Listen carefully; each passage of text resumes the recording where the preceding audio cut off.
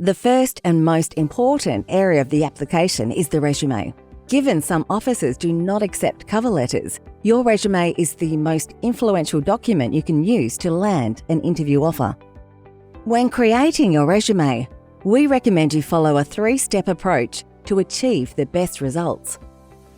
Firstly, you must define the structure of your resume. To do so, you must understand what sections need to be included in your resume, and then which of those sections should be focused. Example sections include education, professional experience, and leadership. Secondly, you must define what information you will include within the resume. To do so, you must first understand what information is relevant, and then how much of that information you should include. The final step is to refine the information you have included. This step is crucial to highlight your skills, experience, and the impact you have been able to make. To do this, you need to understand how you can best explain your experiences by identifying the what, which is your quantitative impact or achievement for the point you are making. When you are creating your resume, what you need to understand is that your best resume is at the intersection of 3 key elements: your structure, the information you use, and how you refine the language you use. If you can effectively achieve this, you will create a resume that represents a version of you that consulting firms will want to hire. Therefore, you must focus equal amounts of attention to each area to ensure you maximize your chances of success. When writing your resume, it is important to follow a structured writing plan. Your resume should not be whipped together at the final hour. Rather, your best resume will be crafted over a period of sessions in which you write, review, and rewrite multiple drafts. Once you have completed the resume section of the program, you will have all the skills and knowledge you need to do so. Once you have learnt this, you should write your first draft. In your first draft, you should define the structure you will use, then add the information, before finally refining the language. Once your first draft is complete, we recommend you leave it overnight. The next morning, you should review your resume, review the structure, information, and language you have used. After this review, you should write a second draft. Then, after the second draft is complete, you should again leave it overnight before reviewing one final time. After the second review, you should write a final copy of your resume. Once you have completed the final copy, you should then get it independently reviewed by someone with experience in recruiting or consulting. This first step is to define the structure of your resume. To recruiters, a poor structure is the first sign that a candidate is lazy or disorganized. If the structure is not appropriate or consistent, the recruiter will discard your resume without even reading it. Therefore, we will break down what your structure should be to ensure your resume is considered by all recruiters. Here is the resume template, which we'll break down in great detail over the next few slides. What you should be able to identify in this resume is that all the sections are neat, consistent, and show symmetry between one another. Specifically, focus your attention on the font size and type, boldings, brackets, and dot points. Each is used very effectively to highlight certain areas of the resume whilst maintaining its visual appeal. Your resume structure must include 4 key sections: formal education, employment and experiences, leadership, and personal skills and interests. It is important to present these sections in this order, as it is the order of ranking which recruiters will use to qualify your resume. Firstly, they will see if you have the relevant formal education for the position. Secondly, they will look for any relevant professional or volunteer experiences. Next, they will look at your leadership ability before finally looking at your personal skills and interests. Therefore, recruiters prefer this structure. Education is the first major section in the resume structure. This section should highlight your college, degree, grades, and experiences or achievements you achieved during that period. As you can see on the screen, you should use bolding to highlight the college and the city in which you completed the degree.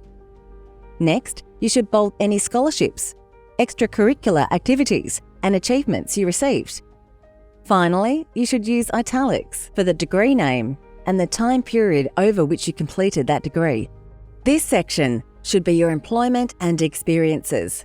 Within this section, you should bold the company or organisation you worked for and the city and state you completed it in.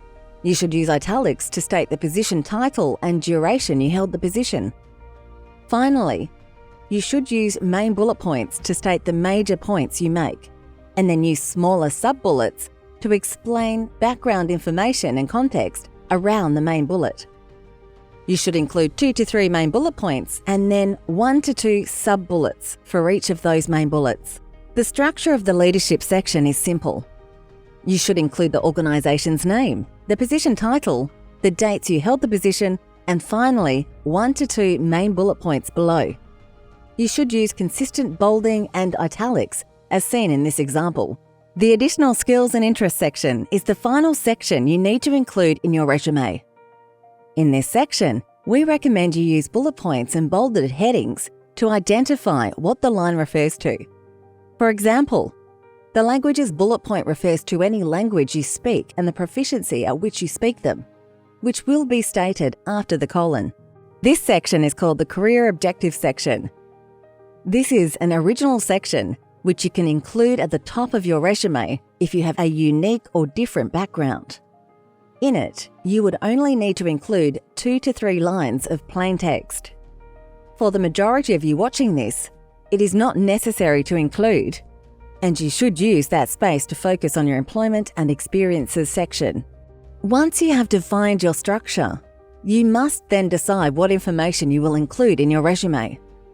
Given your structure is adequate, the information you include will determine whether or not you receive an interview offer. The information you include should be relevant and purposeful information that efficiently highlights your skills, experience, and the impact you have made. A recruiter will use this information to determine if you are adequately qualified for the position or not. To decide what information you should include, put yourself in the recruiter's shoes and ask yourself, why does this company want to hire you? By asking yourself this, you force yourself to filter out the nonsense information very quickly. To answer that question, the recruiter will need to answer the following 3 questions from the information you provide. 1. Are you qualified for the position through your formal education? 2. Are you capable of achieving high-impact work? 3. Do I want this person on my team? If they answer yes to all 3 of those questions, you will receive an interview offer. In the education section of your resume, you need to include 6 key pieces of information. 1. Any university or colleges you attended. 2. Any degrees you have completed. 3. The dates you completed the degrees. 4. The grades you achieve, if they are sufficiently high. If you did not receive good grades throughout your degrees, don't include your grades. 5. Any scholarships or academic awards you received during your degrees. 6. Any interesting extracurricular activities you completed to show you are well-rounded or a leader. Here is an example of a completed education section. As you can see, they have included the universities they attended, the degrees they received, the dates they completed their degrees, the grades they received, and then some extracurricular activities and academic achievements. You should aim to replicate similar information based on your personal education experiences. The next section in your resume is employment and experiences. In this section, you need to include 1. Formal employment. 2. Internships or vacationer programs. 3. Any volunteer work you have completed. Consulting recruiters look for the impact you made during these experiences rather than the actual experiences themselves. Therefore, for each of these experiences, you must highlight the impact and outcomes you were able to achieve. With every piece of impact you state, you must back it up with quantifiable data. Here is an example of a completed employment and experiences section. As you can see, the main employment includes the organisation name, location, position title, dates held, and then 2 main bullet points stating impact. What is important to see in this section is that the information provided directly highlights the impact the candidate was able to make within their internships. By doing so, they show the recruiter what consulting relevant skills they have that would benefit the firm if hired. The third section of the resume is leadership. In this section, you should disclose any leadership positions you have held that highlight your ability to influence people, induce change, or lead teams. To do so, you must include the organisation name, your role or title, the dates you held that title, and finally, what reach or impact you were able to achieve. Here is a completed example of a leadership section. As you can see here, one leadership position held was the Penley High School school captain. During their one-year tenure as school captain, they presented 12 keynote presentations to the entire school and facilitated monthly leadership meetings, highlighting their strong public speaking abilities. This shows they are an organised and driven leader within a team. Further, by stating that they were elected by 200 plus peers and 20 teachers, they show their influence over people and the impact they were able to make on different age categories. These are examples of strong points of evidence. The personal section is the final section in the resume. This section provides you the opportunity to present other skills or interests you have that would be directly transferable to a career in management consulting. What you should list here is 1. Languages you speak and the proficiency at which you speak them. 2. Technical skills you have. 3. Non-technical skills you have. 4. Any other interests or hobbies that you have or are passionate about. Here is an example of a completed personal section. As you can see, they have included the languages they speak and the proficiency at which they speak them, technical skills that they have, and then interests outside of work that make them unique. We recommend anywhere between 3 to 5 lines of additional skills and interests is sufficient for this section. Now you understand what information you need to include in your resume, you should begin to brainstorm what you will include in yours. When writing your resume drafts, remember that the quality of content is more important than the quantity you include. Remember to provide evidence to support all claims you make. This will ensure your impact is quantified and qualified to the recruiter. The final step to crafting your resume is to refine the language. When someone is reading your resume, it is important that they can quickly recognize your achievements, skills, and the impact you have made in all aspects of the resume. To do so, you must refine the language to highlight the information you have included. Refining the language is the final step in our 3-step approach to crafting a resume. Refining the language is often overlooked and seen as unnecessary work. However, it is proven to increase your chances of landing an interview offer by up to 50%. So why is the language within a resume actually important? Well, 2 reasons. 1. Recruiters can read up to 100 resumes per day. 2. Recruiters can spend less than 30 seconds assessing your resume.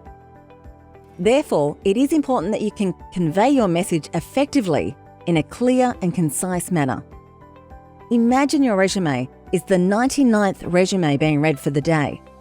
If your resume is wordy and unclear, do you think the recruiter will take the extra time to read each line and depict your message? Or do you think the recruiter will be more inclined to reject your application? They will almost certainly reject your application. So, to ensure your resume is not rejected, the language you use must effectively highlight the following points. 1. Academic and non-academic achievement. 2. Any impact you made, backed up by quantitative data. 3. Strong communication, leadership, and people skills. To effectively highlight those key skills, your language must be complete, clear, concise, and consistent across the resume. We will now break these down for you. Completeness is the first concept you must achieve. In essence, showing completeness means to not leave out important information that strengthens the point you are trying to make. As you can see in the example provided, the complete version provides greater context around why the candidate won the Future Impact Leader Award. By explaining that they were able to present a strategy that could reduce homelessness by 18% to the Sydney City Council highlights their quantitative impact and the scope of their work. The incomplete version above fails to identify these points and thus is a much weaker point. Second aspect is clarity. In all areas of your resume, you must be clear in what you are trying to say. You would think this is a basic necessity of a resume, but too often, recruiters are presented with resumes that are difficult to read.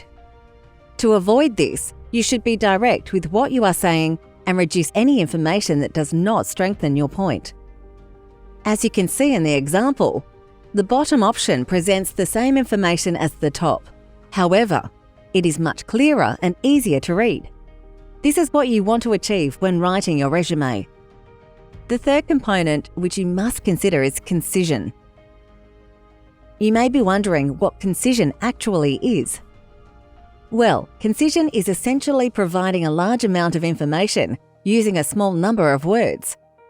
By being concise, you will be able to better capture the attention of the recruiter, whilst ensuring that they do not struggle to understand what you are saying. So, to highlight this, let's look at the example given. If you compare the wordy bullet points above to the concise points below, you will realize that both show the same information. However, the concise version uses approximately 50% less words. This will allow you to highlight your main contentions more effectively to the reader. The final piece of the language puzzle is consistency. It is important to be consistent in both the language you use and the structure in which you display that language. Recruiters can spend less than 30 seconds reading each resume, so it is important that you make it as easy as possible for them to find the key information. Therefore, using consistent language will ensure they see what you want to show them.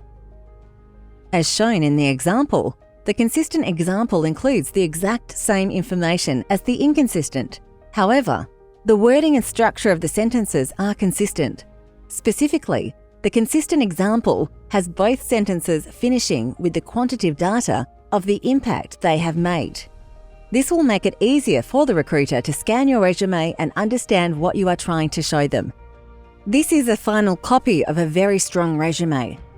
I recommend you pause the video now to read it, analysing the structure, information, and language used. You should refer back to this example when you are drafting your own resume.